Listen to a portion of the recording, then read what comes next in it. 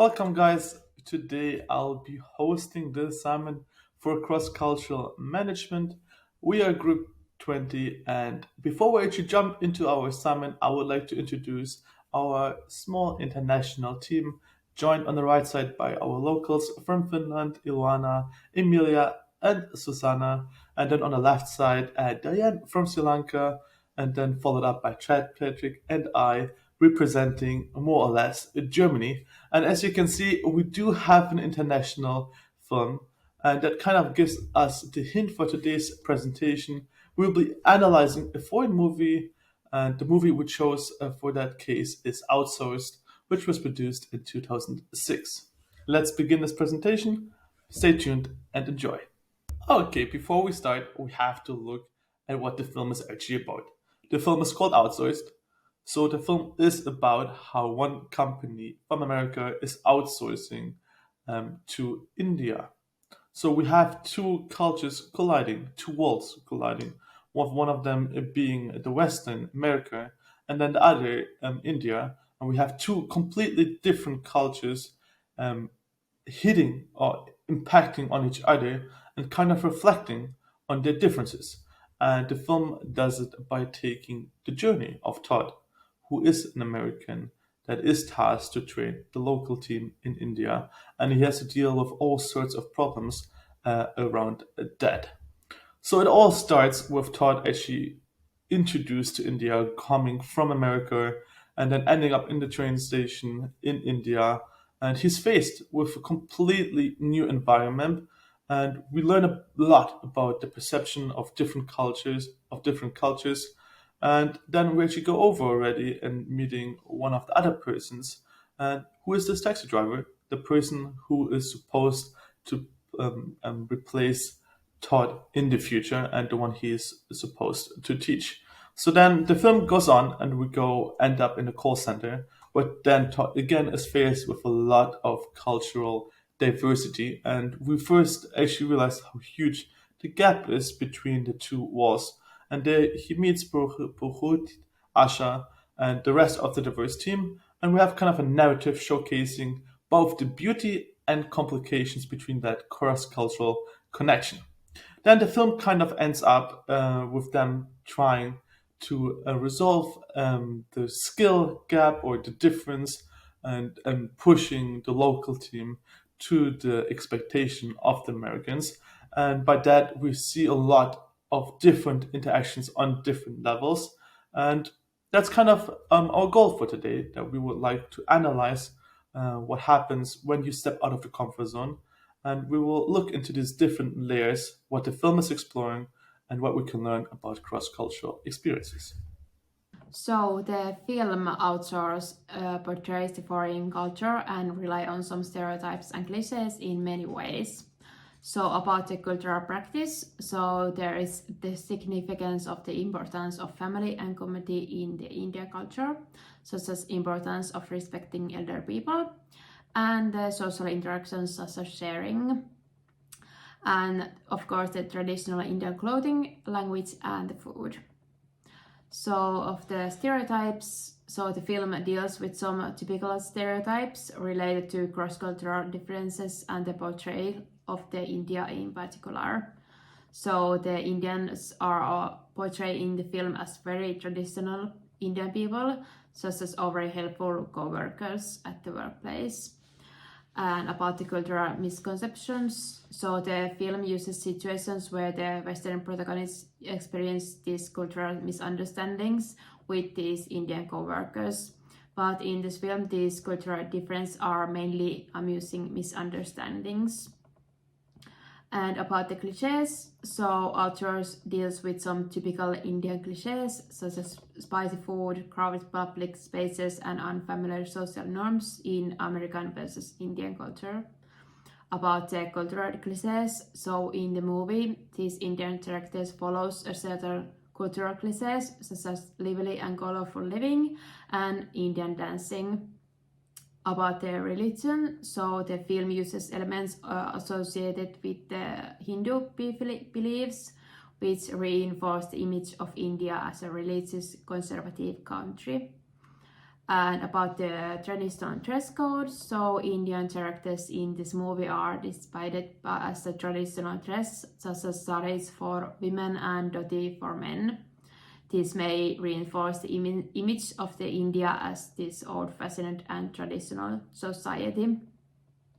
And of course, about the linguistic cliches. So in this film, there are situations where the English of the Indian people were pronounced with the Indian accents, or situations where the misunderstandings are based on this language barrier.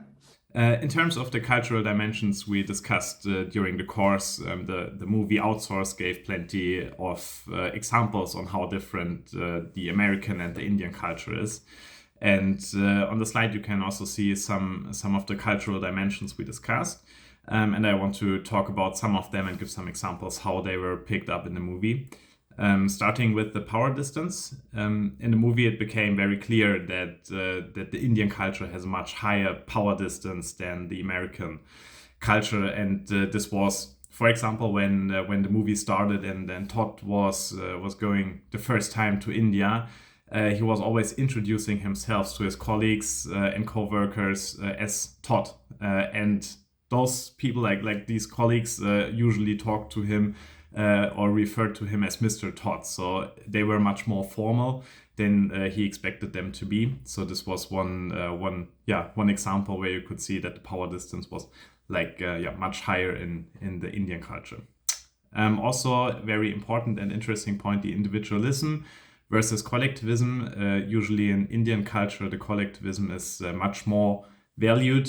So the harmony of a group, for example, or also the well-being of the family, being in contact with the family is very important. This was something which also became clear in one scene when Todd told about his parents and that he is not seeing them very often. Like, he's rarely seeing them a couple of times a year. And all his colleagues were quite surprised about the statement, because it's very unusual for them. They usually live together with their parents and have a very close relationship to them. Maybe the last one, the high context culture versus low context culture. India is usually a very high context culture, so that means nodding with the head, for example, means much more than just saying, okay, I understand what you're saying. It means also approval of what you're saying, and it also tells about respect about the other person. So this was also something Todd needed to get used to and to adjust to this kind of communication style.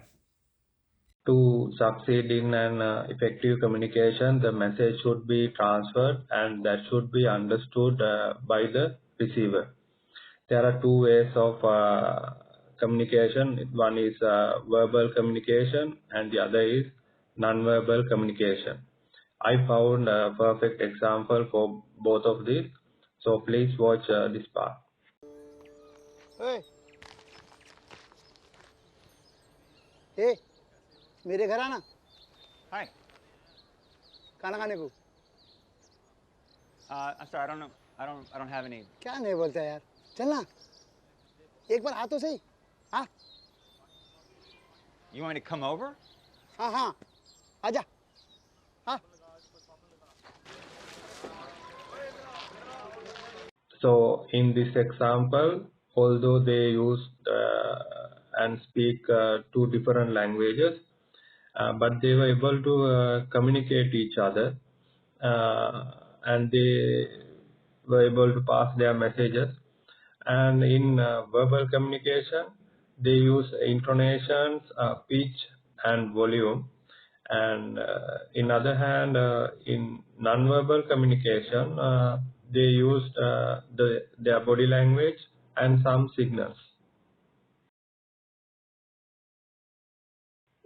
What we can learn from this movie is to build a cross-cultural communication, we need to figure out our own communication style, which goes with the foreign culture.